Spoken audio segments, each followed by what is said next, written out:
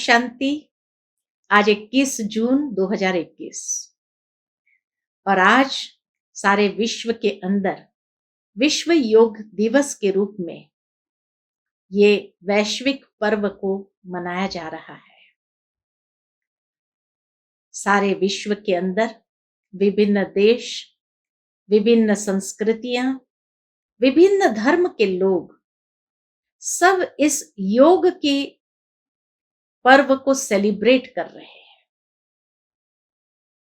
चाहे कोई योगासन लगा रहे हैं, कोई प्राणायाम कर रहे हैं, कोई विभिन्न एक्सरसाइजेस कर रहे हैं, कोई अकेले अपने घर में कर रहे हैं, कोई संगठित रूप से बगीचे में या कोई हॉल में कर रहे हैं। लेकिन बड़े उत्साह के साथ इस योग दिवस को मनाया जा रहा है। विशेष इसी लक्ष्य के साथ कि परमात्मा ने अर्जुन को जो योग आज से 5000 साल पूर्व सिखाया था, उस योग को हमें जन जन के अंदर पुनर्जागृत करना है, पुनर्जीवित करना है।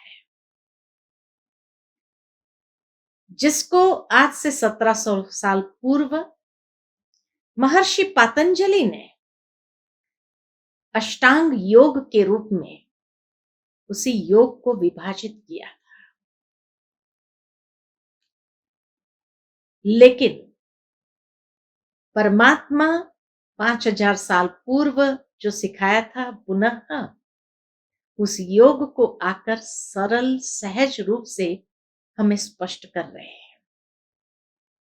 श्रीमद् भगवत गीता में जब भगवान ने अर्जुन को योग सिखाया तो उसको मुख्य रूप से 3 भागों में बांटा गया: ज्ञान योग, कर्म योग और भक्ति योग। परंतु आज जो परमात्मा हमें योग सिखाते हैं वो है सहज राजयोग।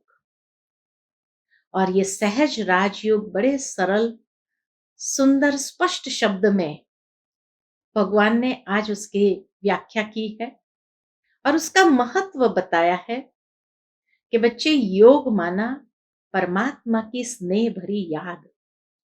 और जब हम परमात्मा को स्नेह से याद करते हैं तभी आत्मा पावन बनती है। परमात्मा की शक्ति को स्वयं में समाहित कर सकते हैं। लेकिन याद की सुंदर विधि भगवान ने बताई है कि स्वयं को आत्मा बिंदी समझकर, परमात्मा भी ज्योति बिंदु स्वरूप है, तो बिंदी बन बिंदु परमात्मा को याद करना है। या ये कहे अशरीरी बन अशरीरी परमात्मा को याद करना है। और जितना प्यार से, स्नेह से, सर्व संबंधों के आधार पर हम उस परमात्मा को याद करते हैं, उतनी आत्मा पवित्र होती जाती है, पावन बनती जाती है। बाबा कहे और कोई उपाय नहीं है पावन होने का, यही एक सरल विधि है। तो सुनते हैं बाबा के मधुर महावाक्य आज योग के ऊपर जो स्पष्ट किए गए हैं। ओम शांति। मीठे बच्चे, पावन बनने का एकमात्र उपाय है बाप की याद। याद की मेहनत ही अंत में काम आएगी। आज की मुरली का प्रश्न है, संगम पर कौन सा तिलक दो तो स्वर्ग की राजाई का तिलक मिल जाएगा? उत्तर है, संगम पर यही तिलक दो कि हम आत्मा बिंदी है, हम शरीर नहीं है। अंदर में यही घोटते रहो कि हम आत्मा है, हमें बाप से वर्षा लेना है। बाबा भी बिंदी है, हम भी बिंदी है। इस तिलक से स्वर्ग की राजाई का तिलक प्राप्त होगा। बाबा कहते हैं, मैं गारंटी करता हूं, तुम याद करो तो आधा कल्प के लिए रोने से छूट जाएंगे। अर्थात कोई भी प्रकार का दुख जीवन में नहीं होगा ओम शांति। ये फुरना चाहिए कि मुझ आत्मा को बाप को जरूर याद करना है। सारी मुरली आज याद के ऊपर ही है। तो बाबा कहे अंदर में ये फुरना रहना चाहिए कि मुझ आत्मा को बाप को जरूर याद करना है, तब पावन बन सकते हैं। मेहनत जो कुछ है वह यही है, जो मेहनत बच्चों से पहुंचती नहीं है। आसन प्राणायाम तो जरूर लगा लेंगे, लेकिन बाबा कहे परमात्मा को याद करने की मेहनत बच्चों से पहुंचती नहीं है। क्यों नहीं पहुंचती? माया बहुत हैरान करती है। एक बाप की याद भुला देती है, दूसरे की याद आ जाती है। बाप अथवा साजन को याद नहीं करते हैं, ऐसे साजन को तो कम से कम 8 घंटा याद करने की सर्विस देनी है, अर्थात साजन को मदद देनी है याद करने की। अथवा बच्चों को बाप को याद करना चाहिए। यह है बहुत बड़ी मेहनत। गीता में भी है मन मना भव। बाप को याद करते रहो, उठते बैठते चलते फिरते एक बाप को ही याद करते रहो और कुछ नहीं। पिछाड़ी को ये याद ही काम आएगी। अंतिम समय जब शरीर छोड़ेंगे तो परमात्मा की याद में ही तन से प्राण निकले। ये अंतिम समय की मेहनत है। तो बाबा कहे पिछाड़ी को ये याद ही काम आएगी। अपने को आत्मा अशरीरी समझो। अब हमको वापस जाना है। यह मेहनत बहुत करनी है। सवेरे स्नान आदि करके फिर एकांत में ऊपर छत पर व हॉल में आकर बैठ जाओ। जितना एकांत हो उतना अच्छा है। हमेशा यही ख्याल करो कि हमको बाप को याद करना है, बाप से पूरा वर्षा लेना है। यह मेहनत हर 5000 वर्ष बाद तुमको करनी पड़ती है। सतयुग, त्रेता, द्वापर, कलयुग, कहां भी तुमको यह मेहनत नहीं करनी पड़ेगी। बाबा कहे और कोई युग में यह मेहनत नहीं है। इस संगम पर ही तुमको बाप कहते हैं मुझे याद करो। बस यही वेला है जब बाप कहते मुझे याद करो। बाप आते भी संगम पर है और कभी बाप आते ही नहीं, और कोई युग में बाप आते ही नहीं। तुम भी नंबरवार पुरुषार्थ अनुसार जानते हो। बहुत बच्चे बाप को भूल जाते हैं। बाबा ये भी जानते हैं बहुत बच्चे बाप को भूल जाते हैं, इसलिए बहुत धोखा खाते हैं। रावण बहुत धोखेबाज है, आधा कल्प का यही दुश्मन है। इसलिए बाप कहते हैं रोज सवेरे उठकर ये विचार सागर मंथन करो और यही चार्ट रखो। कितना समय हमने बाप को याद किया, कितना जंक उतरी होगी। सारा मदार याद के ऊपर है। बच्चों को पूरी कोशिश करनी है अपना पूरा वर्षा पाने लिए नर से नारायण बनना है। यह है सच्ची सत्यनारायण की कथा। भक्त लोग पूर्णमासी के दिन सत्यनारायण की कथा करते हैं। अभी तुम जानते हो 16 कला संपूर्ण बनना है। वह बनेंगे सत्य बाप को याद करने से। बाप है श्रीमत देने वाला। बाप कहते हैं गृहस्थ में रहो, धंधा धोरी आदि कुछ भी करो, बाप को याद जरूर करना है और पावन बनना है। बस याद नहीं करेंगे तो रावण से कहां न कहां धोखा खाते रहेंगे। इसलिए मूल बात समझाते हैं याद की। शिव बाबा को याद करना है। देह सहित देह के जो भी संबंधी है उनको भूल अपने को आत्मनिश्चय करो। बाप बार बार समझाते हैं, अपने को आत्मा समझ बाप को याद करना है, नहीं तो फिर अंत में बहुत बहुत पछताएंगे, बहुत धोखा खाएंगे। कोई ऐसा जोर से थप्पड़ लगेगा जो माया एकदम काला मुंह कर देगी। बाप आए हैं गोरा मुंह बनाने, इस समय सब एक दो का काला मुंह करते रहते हैं। गोरा बनाने वाला एक ही बाप है, जिसकी याद से तुम गोरे स्वर्ग के मालिक बनेंगे। यह है ही पतित दुनिया। बाप आते ही है पतितों को पावन बनाने। बाकी तुम्हारे धंधे धोरी आदि से बाबा का कोई संबंध नहीं है। बाबा का कोई संबंध नहीं है। शरीर निर्वाह अर्थ तुमको जो करना है सो करो। बाप तो सिर्फ कहते हैं मन मना भव। तुम कहते भी हो हम कैसे पावन दुनिया का मालिक बने। बाप कहते सिर्फ मुझे याद करो, बस, और कोई उपाय पावन बनने का है नहीं। कितना भी दान पुण्य आदि करे, कितनी भी मेहनत करे, चाहे आग से आते जाते रहे, कुछ भी काम नहीं आ सकता। ये सब चीजें बाबा कहे रिद्धि सिद्धि वाली कोई काम में नहीं आ सकता, सिवाय एक बाप की याद के। बहुत सिंपल बात है। इसको कहा जाता है सहज योग। अपने से पूछो, हम अपने मीठे मीठे बाप को सारे दिन में कितना याद करते हैं। नींद में तो कोई पाप नहीं होते हैं, अशरीरी हो जाते हैं। बाकी दिन में बहुत पाप होते रहते हैं, और पुराने पाप भी बहुत है। मेहनत करनी है याद की। यहाँ आते हो तो ये मेहनत करनी है।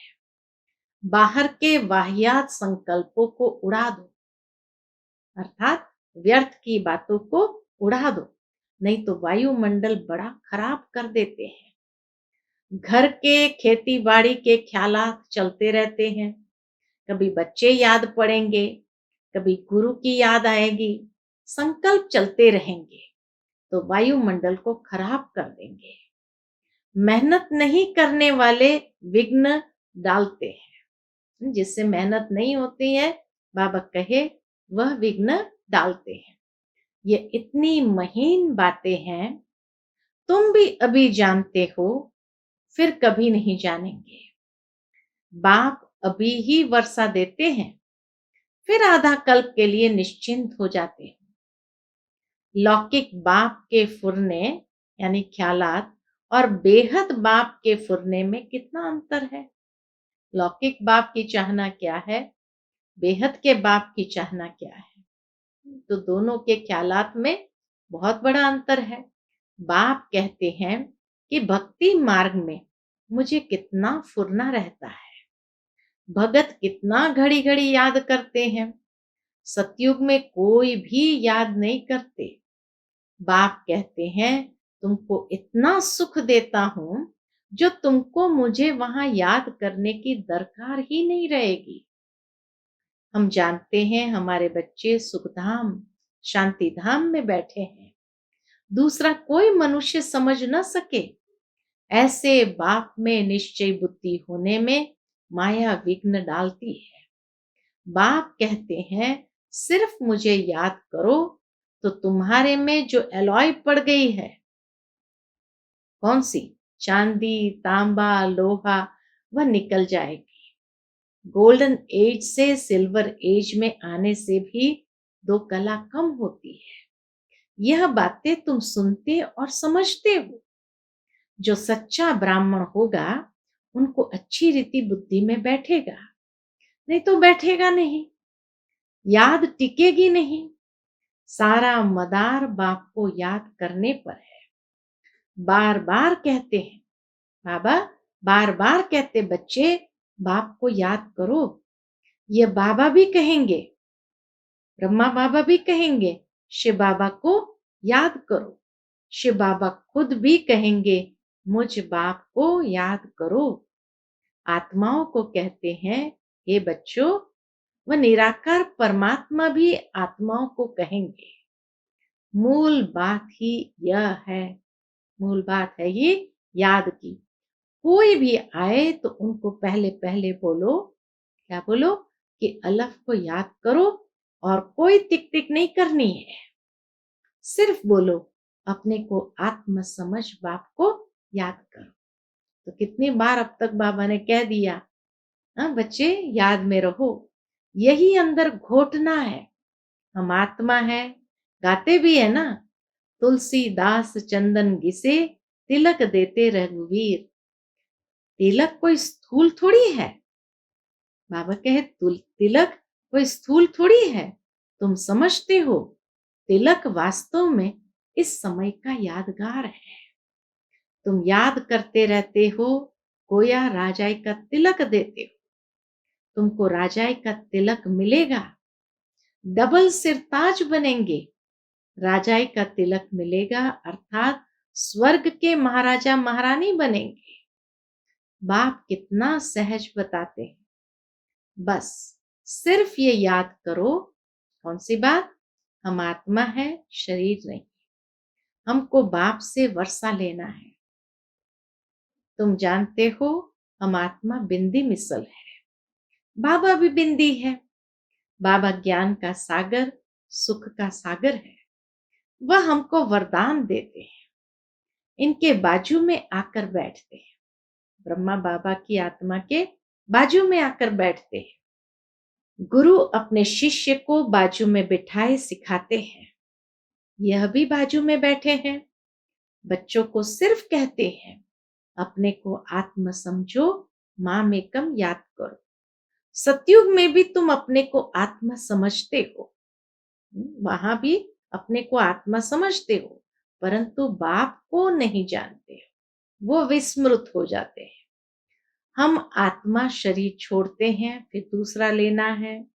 ड्रामा अनुसार तुम्हारा पार्ट ही ऐसा है, इसलिए तुम्हारी आयु वहां बड़ी रहती है, पवित्र रहते हो।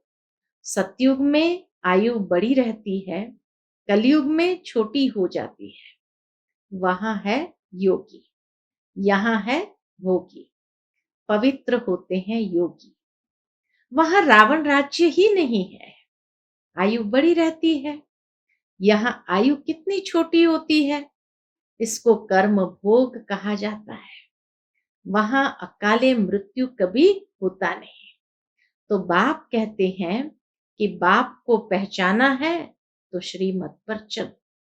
अगर बाप को पहचाना है तो श्रीमत पर चलो। एक बाप को याद करो, अपने को आत्मा समझो। हमको अब जाना है, ये शरीर छोड़ना है, बाकी टाइम सर्विस में लगाना है। तुम बच्चे बहुत गरीब हो, इसलिए बाप को तरस पड़ता है।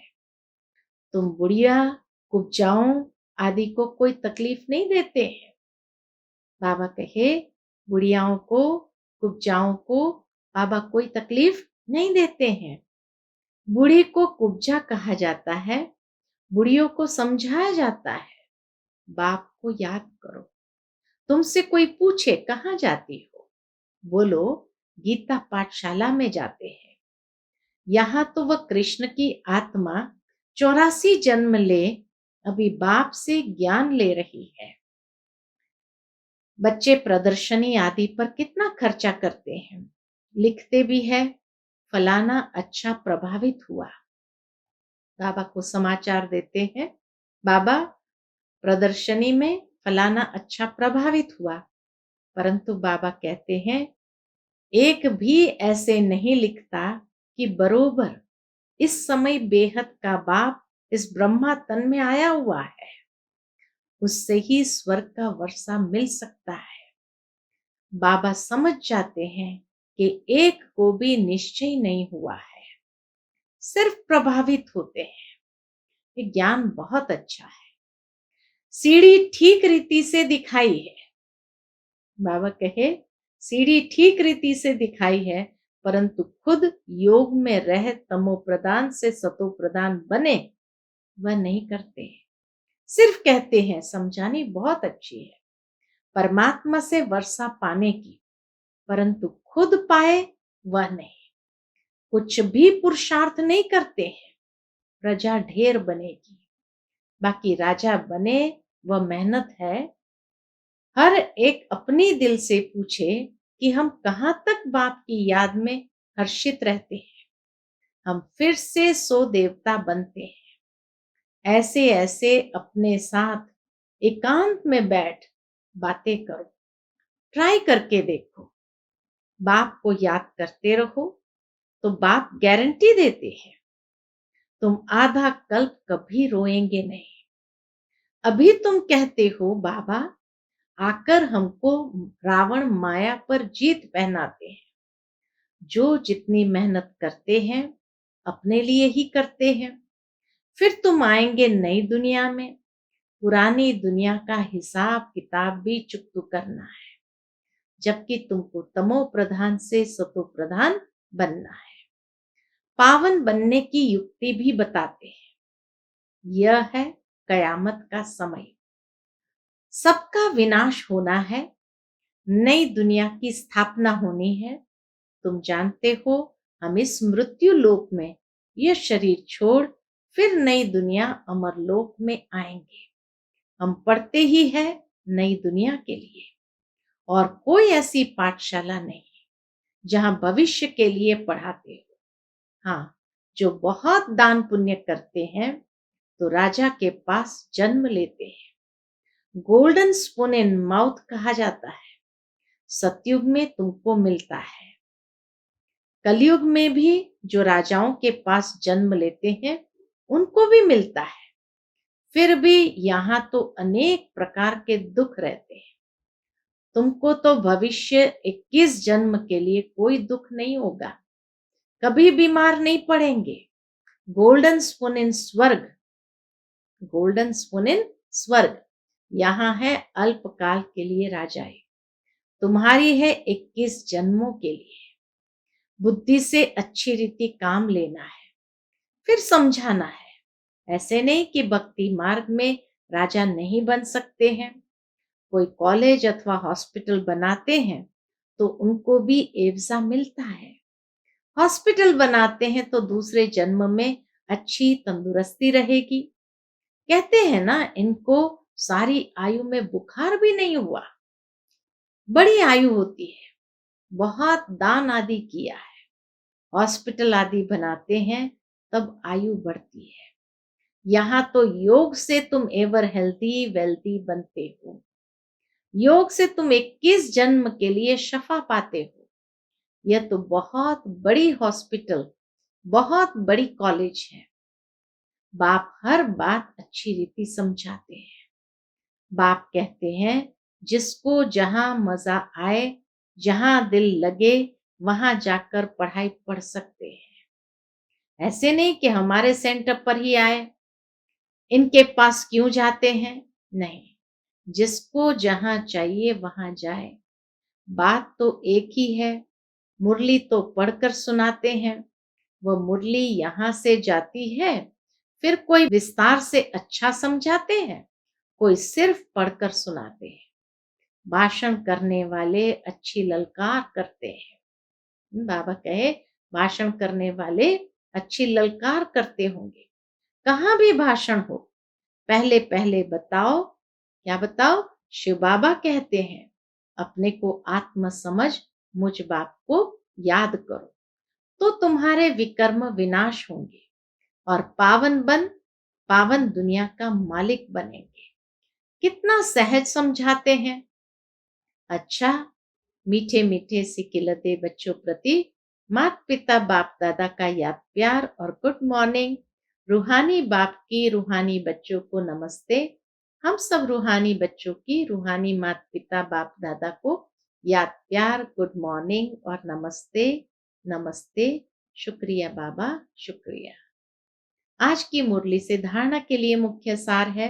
पहली पॉइंट, बाहर के वाहियात ख्यालातों को, अर्थात व्यर्थ ख्यालातों को छोड़ एकांत में बैठ याद की मेहनत करनी है। सवेरे सवेरे उठकर विचार सागर मंथन करना और अपना चार्ट देखना है। दूसरी पॉइंट, जैसे भक्ति में दान पुण्य का महत्व है, ऐसे ज्ञान मार्ग में याद का महत्व है। याद से आत्मा को एवर हेल्दी वेल्दी बनाना है, अशरीरी रहने का अभ्यास करना है। आज का बाबा का मधुर वरदान है, वाचा द्वारा ज्ञान रत्नों का दान करने वाले मास्टर नॉलेजफुल भव। वाचा द्वारा ज्ञान रत्नों का दान करने वाले मास्टर नॉलेजफुल भव। जो वाचा द्वारा ज्ञान रत्नों का दान करते हैं, उन्हें मास्टर नॉलेजफुल का वरदान प्राप्त होता है। उनके एक एक शब्द की बहुत वैल्यू होती है। उनका एक एक वचन सुनने के लिए अनेक आत्माएं प्यासी होती है। उनके हर शब्द में सेंस अर्थात सार भरा होता है। उन्हें विशेष खुशी की प्राप्ति होती है। उनके पास खजाना भरपूर रहता है, इसलिए वे सदा संतुष्ट और हर्षित रहते हैं। उनके बोल प्रभावशाली होते जाते हैं। वाणी का दान करने से वाणी में बहुत गुण आ जाते हैं। आज का स्लोगन है, स्वराज्य के मालिक बनो तो संपूर्ण वर्षे का अधिकार मिल जाएगा। स्वराज्य के मालिक बनो तो संपूर्ण वर्षे का अधिकार मिल जाएगा। अच्छा, ओम शांति।